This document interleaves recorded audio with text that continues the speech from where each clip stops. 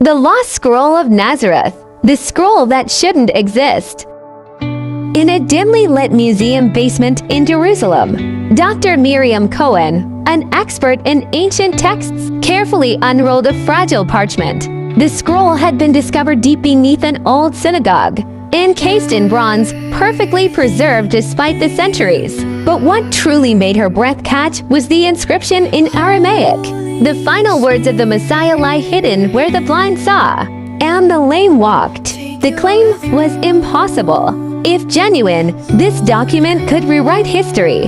Miriam's fingers trembled as she took a photo and sent it to the one person who might help Ethan Carter, an American journalist known for debunking religious artifacts. His response came within seconds. Ethan, another forgery.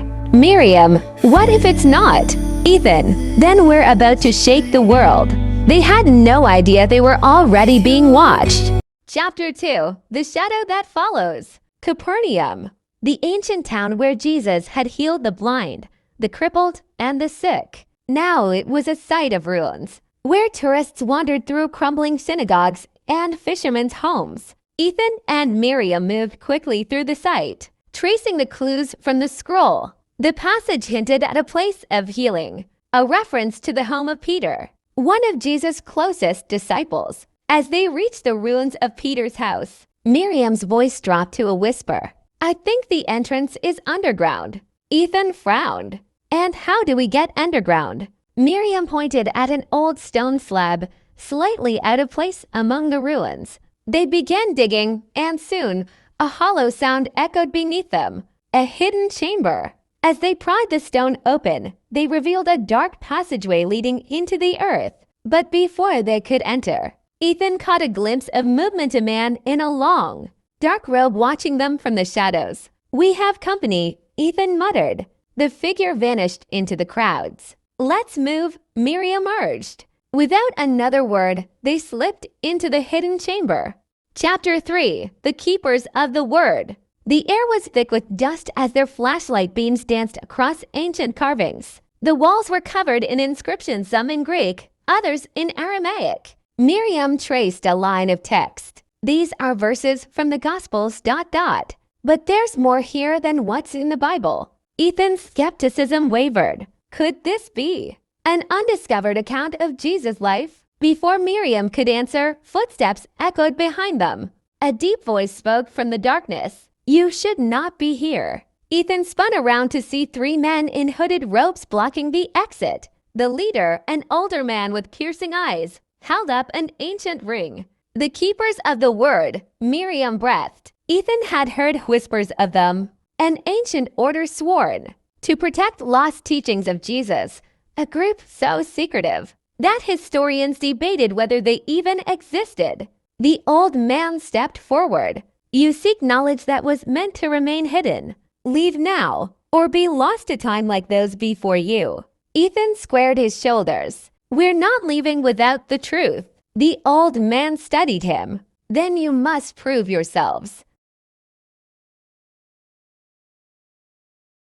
Chapter 4. The Test of Faith. The keepers led them deeper underground to a room filled with faded scrolls. At the center, beneath an oil lamp, rested a single parchment with golden lettering. The final words of the Messiah, the old man said, but only those with faith may understand them.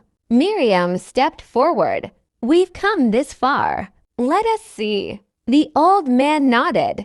There is only one way. He reached into his robes and pulled out a small, rusted key. He placed it on a stone pedestal and gestured toward it. Ethan hesitated. What's the test? To take the key, one must believe, the old man said. If your heart is closed, the key will remain beyond your reach. Ethan scoffed. That's impossible. But as he reached for the key, his fingers passed through it like it wasn't there. Miriam gasped. She reached out, and the key solidified in her palm.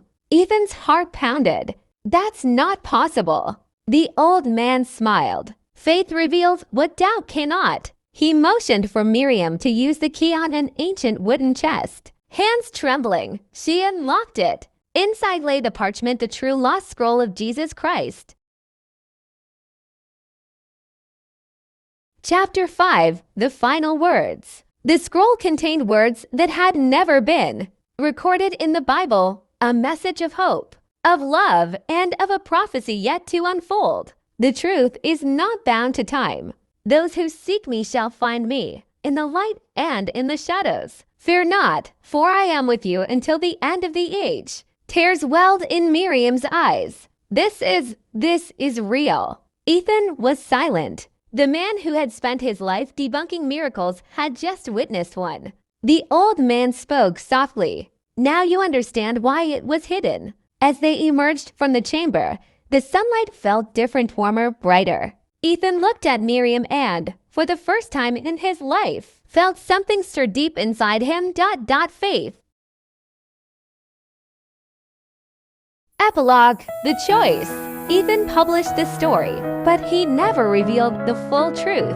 Not because Epilogis he feared the world wouldn't believe it, but because he had finally learned that some mysteries weren't meant to be solved.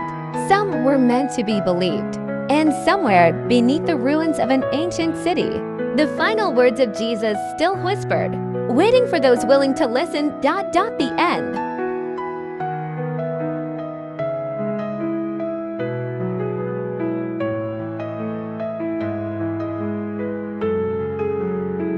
Epilogue, The Choice. Ethan published this story, but he never revealed the full truth. Not because Epilogis he feared the world wouldn't believe it, but because he had finally learned that some mysteries weren't meant to be solved. Some were meant to be believed. And somewhere beneath the ruins of an ancient city, the final words of Jesus still whispered, waiting for those willing to listen. The end.